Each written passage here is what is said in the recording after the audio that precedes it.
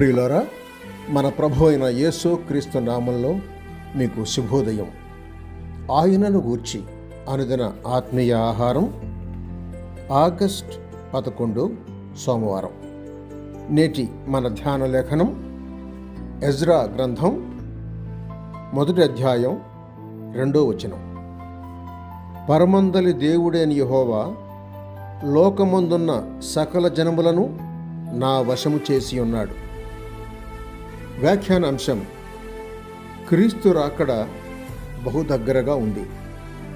వ్యాఖ్యానాంశం: క్రీస్తు రాకడ బహు దగ్గరగా ఉంది. వ్యాఖ్యానం: కోరెషు అన్యుడే, కానీ పరమందున్న యెహోవా చేత నియమింపబడి సర్వలోకాన్ని ఏలుతూ చెరలో చిక్కిన యూదుల విషయమై సమయం వచ్చినప్పుడు వారిని విడిపించి యెరూషలేముకు మరలా పంపించాడు. యెషయా గ్రంథం 44వ అధ్యాయం 28వ వచనంలో అప్పుడే అద్భుతంగా నా మందకాపరి అని దేవుని చేత పిలువబడుతూ ఉన్నాడు. అవును, సర్కారు సంబంధంగా రోమీయులకు రాసిన పత్రిక 13వ అధ్యాయం 1వ వచనం చెబుతున్నట్లు దేవుని వలన కలిగిన అధికారము తప్ప వేరొకటి లేదు. గొప్ప లోకరాజ్యాల ఆరంభాన బాబిలు రాజైన నెబుకద్నెజరు లోకరాజ్యాలను పట్టుకొని ఏలడానికి నియమించబడ్డాడు. ఈ కోరెషు 2వ గుంపు వారికి చెందినవాడు.